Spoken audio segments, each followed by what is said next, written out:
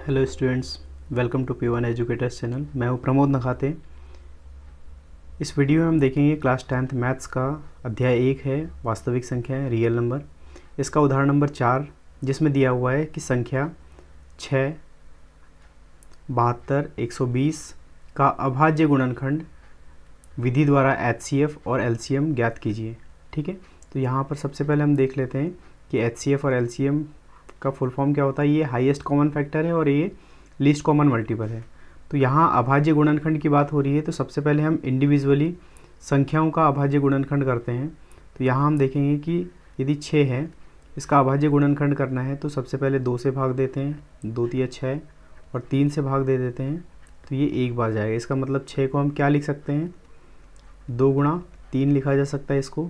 उसके बाद अगली संख्या है 72, 72, इसके भी अभाज्य गुणनखंड करते हैं। तो सबसे पहले 2 से भाग देंगे, ये 36 आ जाएगा। उसके बाद में फिर 2 से भाग देंगे तो ये 18 हो जाएगा। उसके बाद में 2 से भाग देंगे तो ये 9 हो जाएगा।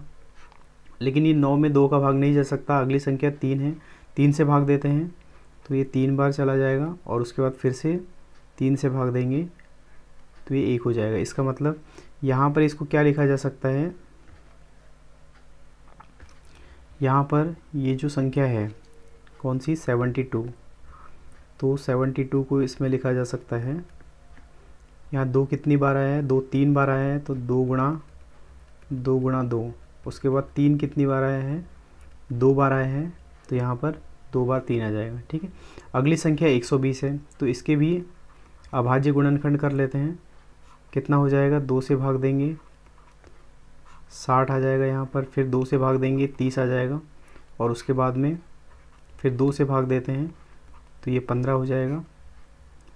यहाँ पर देखिए 2 से भाग नहीं जाएगा, 3 से भाग देते हैं तो ये हो जाएगा 5। और यहाँ पर आ जाएगा फिर 5 से भाग देने पर 1 आ जाएगा। ठीक है, तो यहाँ पर 120 के जो अभाज्य गुणनखंड है इसको किस तरीके से लिख सकते हैं, यहाँ पर 2 3 बार आया है, मतलब 2 गुणा 2 हो जाएगा, और उस गुणा 3 गुणा 5। ठीक है, अब यहाँ पर बात करते हैं सबसे पहले HCF की हाईएस्ट कॉमन फैक्टर की। तो हाईएस्ट कॉमन फैक्टर क्या होता है, जो कॉमन फैक्टर है उसको पहले देख लेते हैं। तो यहाँ देखिए ये जो 2 है ये तीनों में कॉमन है। ठीक है, तो यहाँ पर जो कॉमन है उसको लिख दिया। और कोई संख्या है तो यहाँ हम देखते हैं कि यहाँ 3 है, यहाँ भी 3 है और ये भी 3 है। इसका मतलब यहाँ पर 3 भी कॉमन है, इसको 3 लिख देते हैं। तो ये HCF कितना निकल कर आएगा यहाँ से, 3 दूनी 6। ठीक है, इन तीनों संख्याओं का HCF हो जाएगा 6। उसके बाद बात करते हैं LCM की, लीस्ट कॉमन मल्टीपल की। तो इसकी एक प्रोसेस होती है, यहाँ पर जो कॉमन फैक्टर्स हैं तो जो कॉमन है उसको सिर्फ एक ही बार लिखना है, 2 गुणा 3। अब क्या बच गया है यहाँ से, यहाँ पर देखिए इसमें कॉमन क्या है, 2 कॉमन है, इंटू 2 हो जाएगा। उसके बाद यहाँ पर फिर से देखिए इन दोनों में भी 2 कॉमन है, इसको नोट कर लेते हैं। और उसके बाद ये 3 और 5, इंटू 3 इंटू 5, यहाँ पर सबका मल्टीप्लाई कर देते हैं। कितना हो जाएगा, 2 गुणा 3, 2 तिया 6, 2 नी 12 और 2 नी 24। ठीक है, 24 ये हो जाएगा, और 5 तिया 15। ठीक है, इन दोनों का जब मल्टीप्लाई करेंगे तो यहाँ पर कितना हो जाएगा,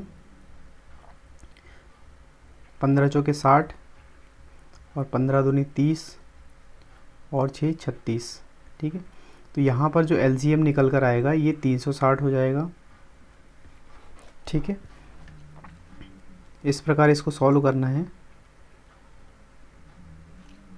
सबसे पहले क्या करेंगे, इंडिविजुअली अभाज्य गुणनखंड कर लिया हमने, और उसके बाद में इसको नोट कर लेते हैं। फिर हाईएस्ट कॉमन फैक्टर निकालने के लिए जो संख्या कॉमन है उसको सिर्फ लिखना है, मल्टीप्लाई करने पे HCF 6 आ जाता है।